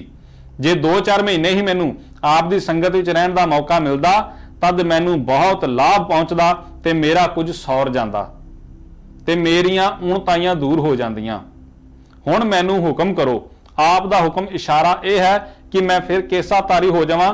सचमुच मैं बहुत बुरा किया जो मैं अपने खानदान की पुश्त ब पुश्त चली आ रही केस रखने की रवायत नूं उल्ट गुरु की मोहर की बेअदबी की। ये भगत सिंह कह रहा है कि मैं गुरु की मोहर की बेअदबी की, पर मैं आप पासों एक होर गल छपाउणी भी पाप समझदा हाँ। वो ये कि चाहे साडे खानदान विच पिता पुरखी केस रखने की रीत चली आई है ते मेरे उस खानदानी रवायती रीत करके केस रखे हुए सन। मैं अपने आप नूं सिख सदवाउणा भी फखर समझदा हाँ, पर वास्तव विच गल यह है कि मेरा दिल सिख नहीं। ते मैनू माफ करोगे जे मैं साफ लफ्जां विच अपने दिल नूं खोल देवां ते कह देवां कि मैं नास्तिक हाँ। ये भगत सिंह कह रहा है भाई साहब के सामने। ਰੱਬ ਨੂੰ ਨਹੀਂ ਮੰਨਦਾ ਤੇ ਮੇਰੀ ਸਾਰੀ ਮੰਡਲੀ ਵੀ ਇਸ ਗੱਲ ਨੂੰ ਜਾਣਦੀ ਹੈ, ਪਰ ਆਪ ਦਾ ਹੁਕਮ ਮੰਨਣ ਵਿੱਚ ਮੈਨੂੰ ਕੋਈ ਉਜਰ ਨਹੀਂ। ਆਪ ਹੁਕਮ ਦਿਓ ਤਾਂ ਮੈਂ ਕੇਸ ਰੱਖ ਲਵਾਂ। ਕਾਸ਼ ਮੈਂ ਆਪ ਦੀ ਸੰਗਤ ਵਿੱਚ ਕੁਝ ਅਰਸਾ ਨੇੜੇ ਹੋ ਕੇ ਰਹਿੰਦਾ ਤਾਂ ਮੇਰੇ ਨਾਸਤਕਤਾ ਵਾਲੇ ਖਿਆਲ ਵੀ ਪਲਟ ਜਾਂਦੇ। ਇਹ ਇੱਛਾ ਜ਼ਾਹਰ ਕਰ ਰਿਹਾ ਭਗਤ ਸਿੰਘ। ਮੈਂ ਬੜਾ ਖੁਸ਼ ਹੋਇਆ, ਭਾਈ ਸਾਹਿਬ ਅੱਗੇ ਲਿਖ ਰਹੇ ਨੇ, ਕਹਿੰਦੇ ਨੇ ਮੈਂ ਬੜਾ ਖੁਸ਼ ਹੋਇਆ ਹਾਂ ਕਿ ਆਪ ਨੇ ਸੱਚੋ ਸੱਚ ਆਪਣੇ ਦਿਲ ਦੀ ਵਿਥਿਆ ਸੁਣਾ ਦਿੱਤੀ ਹੈ ਤੇ ਕੋਈ ਲੁਕੋ ਨਹੀਂ ਰੱਖਿਆ। ਨਾਸਤਕਤਾ ਵਾਲੀ ਦਸ਼ਾ ਵਿੱਚ ਹੁੰਦਿਆਂ ਆਪ ਤੋਂ ਕੇਸ ਰਖਾਉਣ ਦਾ ਰੰਚਕ ਲਾਭ ਨਹੀਂ, ਨਾ ਹੀ ਸਾਨੂੰ ਕੋਈ ਫਖਰ ਹੈ। ਮੈਨੂੰ ਹੁਣ ਤੁਹਾਨੂੰ ਕੇਸ ਰਖਾਉਣ ਦਾ ਕੋਈ ਚਾਅ ਨਹੀਂ ਤੇ ਨਾ ਹੀ ਨਾ ਰੱਖਣ ਦਾ ਅਫਸੋਸ ਹੈ। ਅਰਮਾਨ ਹੈ ਤਾਂ ਇਹ ਕਿ ਤੁਸੀਂ ਆਸ ਤੱਕ ਨਿਸ਼ਚੇ ਵਿੱਚ ਹੁੰਦੇ ਹੋਏ ਲੇਖੇ ਲੱਗਦੇ। ਤੁਸੀਂ ਫਾਂਸੀ ਜ਼ਰੂਰ ਚੜਨਾ ਹੈ। ਫਾਂਸੀ ਚੜਨ ਤੋਂ ਪਹਿਲਾਂ ਜੇ ਤੁਹਾਡੀ ਨਾਸਤਕਤਾ ਦੂਰ ਹੋ ਜਾਂਦੀ ਤਾਂ ਬੜੀ ਹੀ ਚੰਗੀ ਗੱਲ ਹੁੰਦੀ। ਚਾਹੇ ਤੂੰ ਰੱਬ ਨੂੰ ਨਹੀਂ ਮੰਨਦਾ, ਪਰ ਇੱਕ ਗੱਲ ਯਾਦ ਰੱਖ ਤੇ ਉਸ ਉੱਪਰ ਆਪਣਾ ਨਿਸ਼ਚਾ ਕਾਇਮ ਕਰ ਤੇ ਇਹ ਗੱਲ ਹਿਰਦੇ ਉੱਪਰ ਉੱਕਰ ਲੈ ਕਿ ਤੈਂ ਮਰਨਾ ਨਹੀਂ, ਮੁੜ ਕੇ ਫੇਰ ਆਉਣਾ ਹੈ। ਇਹ ਗੱਲ ਭਾਈ ਸਾਹਿਬ ਭਾਈ ਰਣਧੀਰ ਸਿੰਘ ਹੋਣੀ ਭਗਤ ਸਿੰਘ ਨੂੰ ਕਹਿ ਰਹੇ ਨੇ, ਤੈਂ ਮਰਨਾ ਨਹੀਂ, ਮੁੜ ਕੇ ਫੇਰ ਆਉਣਾ ਹੈ। ਆਤਮਾ ਅਜਰ ਅਮਰ ਹੈ, ਇਸ ਨੇ ਮੁੱਕ ਨਹੀਂ ਜਾਣਾ, ਇਸ ਨੇ ਬਾਰ-ਬਾਰ ਆਉਣਾ ਹੈ। ਬਸ ਤੂੰ ਇਹ ਗੱਲ ਪੱਥਰ ਤੇ ਲਕੀਰ ਸਮਝ ਕਿ ਤੈਂ ਮਰਨਾ ਮੁੱਕਣਾ ਨਹੀਂ, ਫਿਰ ਆਉਣਾ ਹੈ, ਮਨੁੱਖ ਜਾਮੇ ਵਿੱਚ ਆਉਣਾ ਹੈ। ਜਰਾ ਅੰਦਰ ਝਾਤੀ ਮਾਰ ਕਿ ਤੂੰ ਕੀ ਹੈ। ਆਤਮਾ ਹੈ, ਮਿਰਤਕ ਮੜਾ ਸਰੀਰ। ਕਿ ਇਹ ਬੋਲਣਹਾਰ, ਸਮਝਣ ਸੋਚਣਹਾਰ, ਉਪਕਾਰ ਚਿਤਵਨਹਾਰ, ਉੱਚੀਆਂ ਕਰਨੀਆਂ ਲੋਚਣਹਾਰ, ਜੋ ਕੁਛ ਤੂੰ ਹੈ ਇਹ ਤੇਰਾ ਹੱਡ ਚਮ ਮਾਸ ਰਕਤ ਦੇ ਮੜੇ ਸਰੀਰ ਨਾਲ ਹੀ ਮੁੱਕ ਠੁੱਕ ਜਾਏਗਾ, ਕਦੇ ਨਹੀਂ। ਤੈਂ ਨਹੀਂ ਹਾਲੇ ਮੁੱਕਣਾ, ਨਾ ਕਦੇ ਮਰਨਾ ਹੈ। ਇਹ ਉੱਪਰਲੇ ਬਚਨ ਐਸੇ ਵਜਤ ਅਤੇ ਚੜ੍ਹਦੀ ਕਲਾ ਦੇ ਰੰਗਾਂ ਵਿੱਚ ਉਚਰੇ ਗਏ। ਅੱਗੇ ਬ੍ਰੈਕਟ ਚੋਂ ਲਿਖਦੇ ਨੇ, ਉਚਾਰਨ ਹਾਰੇ ਨੇ ਉਚਰਾਏ, ਕਿ ਭਗਤ ਸਿੰਘ ਇਹਨਾਂ ਬਚਨਾਂ ਨੂੰ ਸੁਣ ਕੇ ਕਈ ਮਿੰਟਾਂ ਤਾਈਂ ਦਮ ਬਖੁਦ ਰਿਹਾ। ਉਸ ਦੀ ਨੀਵੀਂ ਹੇਠ ਨੂੰ ਪੈ ਗਈ, ਬੇਹਿੱਸੋ ਹਰਕਤ ਜਿਹਾ ਹੋ ਗਿਆ। ਕਈ ਮਿੰਟ ਕੁਝ ਬੋਲਿਆ ਨਹੀਂ। ਮੈਂ ਹੱਥ ਨਾਲ ਹਲੂਣ ਕੇ ਸਾਵਧਾਨ ਕੀਤਾ ਤਾਂ ਕਿ ਵੇਖਦਾ ਹਾਂ ਕਿ ਉਸ ਦੇ ਚਿਹਰੇ ਉੱਤੇ ਹੋਰ ਅਨੋਖੀ ਆਭਾ ਆਈ ਹੋਈ ਹੈ। ਉਹ ਬੇਅਖਤਿਆਰ ਹੋ ਕੇ ਜੰਗਲੇ ਦੇ ਲਾਗੇ ਹੋ ਕੇ ਮੇਰੇ ਵੱਲ ਉਲਰਿਆ ਅਤੇ ਜੰਗਲੇ ਵਿੱਚ ਹੀ ਹੱਥ ਕੱਢ ਕੇ ਹੱਥ ਪਲਮਾਏ ਜਿਵੇਂ ਪੈਰਾਂ ਨੂੰ ਫੜੀਦਾ ਹੈ। ਮੈਂ ਉਸ ਦੇ ਹੱਥ ਫੜ ਲਏ ਤੇ ਕਿਹਾ ਕਿ ਚਰਨ ਕੇਵਲ ਗੁਰੂ ਦੇ ਹੀ ਪਰਸੀ ਦੇ ਹਨ। ਉਸ ਨੂੰ ਮੈਂ ਉਠਾਇਆ। ਉੱਠ ਕੇ ਜਦੋਂ ਸੰਭਲਿਆ ਤਾਂ ਉਸ ਨੇ ਇਸ ਬਿਧ ਸੰਭਾਖਣ ਕੀਤਾ, ਭਾਈ ਸਾਹਿਬ ਆਪ ਦੇ ਬਚਨਾਂ ਨੇ ਤਾਂ ਅਮੋਘ ਬਾਣਾ ਵਾਲਾ ਕੰਮ ਕੀਤਾ। ਮੇਰੇ ਕੁਫਰ ਦੇ ਕੜ ਤੋੜ ਦਿੱਤੇ। ਮੇਰੇ ਕੁਫਰ ਦੇ ਝੂਠ ਦੇ ਜਿਹੜੇ ਕੜ ਸਨ ਉਹ ਤੋੜ ਦਿੱਤੇ। ਮੇਰੇ ਉੱਤੇ ਇੱਕ ਚੁੰਬਕ ਕਲਾ ਵਾਲਾ ਅਸਰ ਹੋਇਆ। ਮੈਨੂੰ ਇਹ ਮਨ ਬਚ ਕਰਮ ਕਰਕੇ ਨਿਸ਼ਚਿਤ ਹੋ ਗਿਆ ਕਿ ਮੈਂ ਮਰਨਾ ਨਹੀਂ।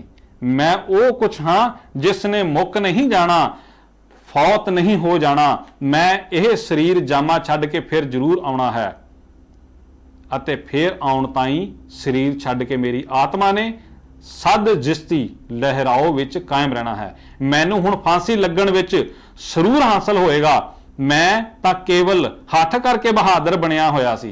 ਕਿਆ ਕਮਾਲ ਦੀ ਗੱਲ। ਇਹ ਕਹਿੰਦੇ ਨੇ ਸੱਚ ਆਪਣੀ ਗੱਲ ਨੂੰ ਸਾਹਮਣੇ ਰੱਖ ਕੇ ਮੰਨ ਲਿਆ ਉਹਨੇ। ਉਹ ਕਹਿੰਦਾ ਮੈਂ ਤਾਂ ਕੇਵਲ ਹੱਥ ਕਰਕੇ ਜਿੱਦ ਕਰਕੇ ਬਹਾਦਰ ਬਣਿਆ ਹੋਇਆ ਸੀ ਤੇ ਮੌਤ ਨੂੰ ਮਾਊ ਸਮਝਦਾ ਸੀ, ਪਰ ਅੰਤਰਗਤੀ ਮੈਨੂੰ ਇਹ ਹਾਵਾ ਲੱਗਾ ਹੋਇਆ ਸੀ ਕਿ ਮੈਂ ਮਰ ਕੇ ਕੁਛ ਨਹੀਂ ਰਹਿਣਾ। ਮੇਰੀਆਂ ਅੱਖੀਆਂ ਅੱਗੇ ਇਹ ਖਿਆਲ ਕਰਕੇ ਹਨੇਰਾ ਛਾ ਜਾਂਦਾ ਸੀ ਤੇ ਬੜੀਆਂ ਟੋਟਾਂ ਪੈਂਦੀਆਂ ਸਨ ਕਿ ਹਾਏ ਮੈਂ ਮਰ ਕੇ ਕੁਛ ਨਹੀਂ ਰਹਿਣਾ। ਆਪ ਦੇ ਬਚਨਾਂ ਨੇ ਮੇਰੀ ਅਚਰਜ ਕਾਇਆ ਪਲਟ ਦਿੱਤੀ ਹੈ। ਮੇਰਾ ਅੱਗਾ ਮੇਰੇ ਅੱਗੇ ਰੋਸ਼ਨ ਹੋ ਗਿਆ ਹੈ।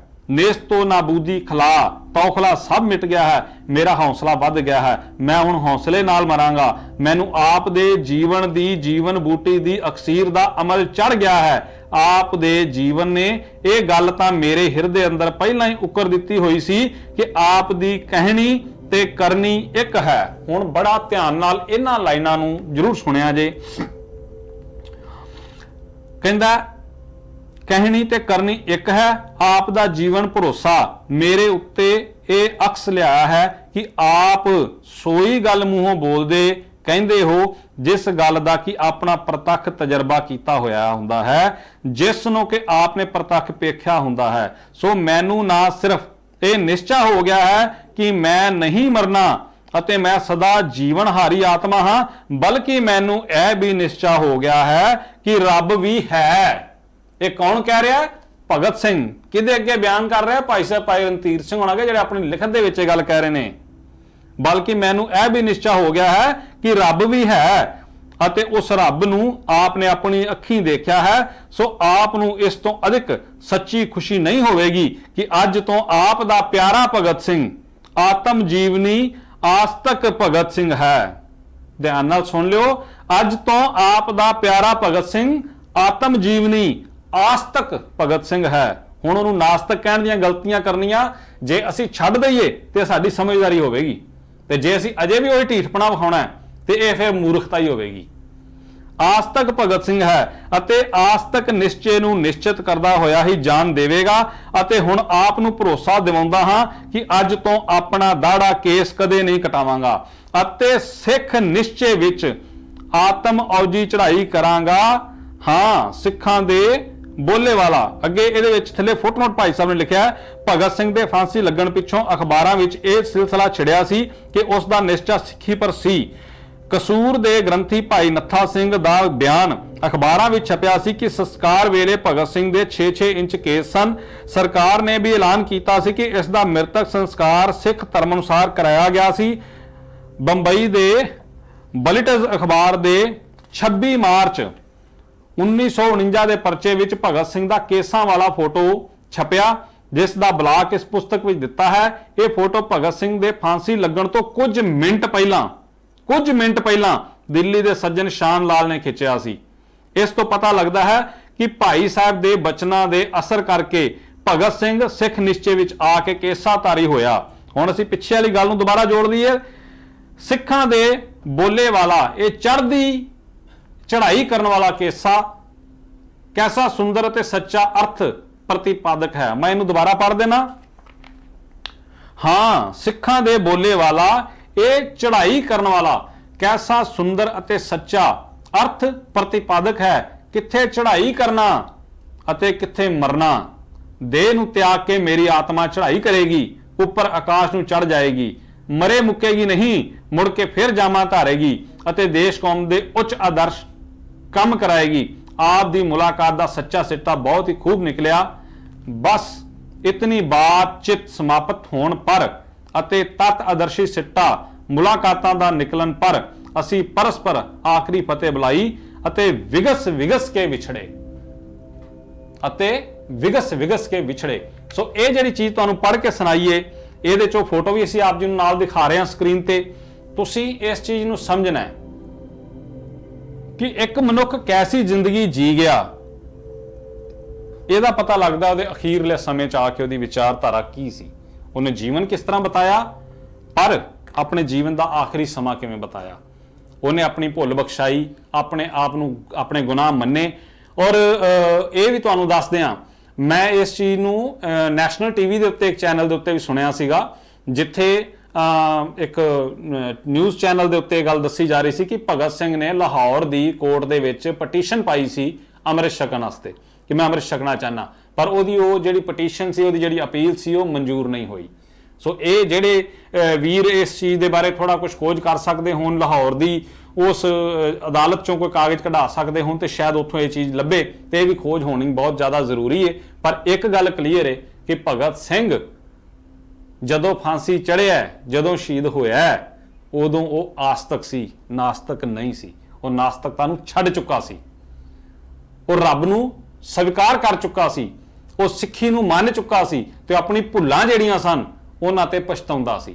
ਸੋ ਇੰਨੀਆਂ ਕੁ ਬੇਨਤੀਆਂ ਨੇ, ਆਪਾਂ ਸਾਰੇ ਵਿਚਾਰੀਏ, ਸੋਚੀਏ ਤੇ ਇਹ ਸਾਰੀ ਜਿਹੜੀ ਇੰਨੇ ਦਿਨਾਂ ਤੋਂ ਚੱਲ ਰਹੀ ਕੰਟਰੋਵਰਸੀ ਸੀ, ਇਹਨੂੰ ਕਿਤੇ ਸਟਾਪ ਕਰੀਏ, ਇਹਨੂੰ ਰੋਕੀਏ। ਪੰਥ ਵਾਸਤੇ ਹੋਰ ਬਹੁਤ ਬਹੁਤ ਅਹਿਮ ਤੇ ਜ਼ਰੂਰੀ ਮਸਲੇ ਵੀ ਨੇ। ਇਹ ਬਹੁਤ ਚੰਗਾ ਹੋਇਆ ਉਂਝ ਕਿ ਜਿਹੜੇ ਲੋਕ ਭਗਤ ਸਿੰਘ ਨੂੰ ਨਾਸਤਕ ਜਾਂ ਆਰਿਆ ਸਮਾਜੀ ਦੱਸ ਕੇ ਆਪਣਾ ਹੀਰੋ ਬਣਾਉਂਦੇ ਸਨ ਪਏ, ਸਿਮਰਨਜੀਤ ਸਿੰਘ ਮਾਨ ਹੋਰਾਂ ਦੇ ਇੱਕ ਬਿਆਨ ਨੇ ਉਹਨਾਂ ਦਾ ਸਾਰਾ ਕੁਫਰ ਦਾ ਕਿਲਾ ਤੋੜ ਦਿੱਤਾ ਤੇ ਉਹਦੇ ਨਾਲ ਇੱਕ ਨਵੀਂ ਵਿਚਾਰ ਛਿੜੀ। ਉਸ ਨਵੀਂ ਵਿਚਾਰ ਚੋਂ ਬਹੁਤ ਸਾਰੀਆਂ ਗੱਲਾਂ ਸਾਹਮਣੇ ਆਈਆਂ ਤੇ ਸਾਨੂੰ ਵੀ ਅੱਜ ਇਹ ਗੱਲ ਸਾਹਮਣੇ ਰੱਖਣੀ ਪਈ ਕਿ ਸਰਦਾਰ ਭਗਤ ਸਿੰਘ ਬਾਰੇ ਭਾਈ ਸਾਹਿਬ ਭਾਈ ਰਣਧੀਰ ਸਿੰਘ ਜਿਹੜੇ ਸੋਨੇ ਦੀ ਚਿੜੀ ਦੇ ਖਿਤਾਬ ਨਾਲ ਪੰਚ ਸਨਮਾਨੇ ਜਾਂਦੇ ਨੇ, ਉਹਨਾਂ ਨੇ ਕੀ ਲਿਖਿਆ। ਤੇ ਇਸ ਤੋਂ ਵੱਡਾ ਸਬੂਤ ਗਵਾਹੀ ਮੈਂ ਨਹੀਂ ਸਮਝਦਾ। ਜਾਗਰਤ ਧਰਮੀ ਸਿੱਖਾਂ ਨੂੰ ਕਿਸੇ ਹੋਰ ਦੀ ਲੋੜ ਹੈ। ਸੋ ਇੰਨੀਆਂ ਕੋ ਬੇਨਤੀਆਂ, ਆਪ ਸਾਰੇ ਬਣੇ ਰਿਹਾ ਜੇ, ਇਸ ਨੂੰ ਵੱਧ ਤੋਂ ਵੱਧ ਲੋਕਾਂ ਤੱਕ ਮੈਸੇਜ ਜ਼ਰੂਰ ਲੈ ਕੇ ਜਾਇਆ ਜੇ। ਵਾਹਿਗੁਰੂ ਜੀ ਕਾ ਖਾਲਸਾ, ਵਾਹਿਗੁਰੂ ਜੀ ਕੀ ਫਤਿਹ।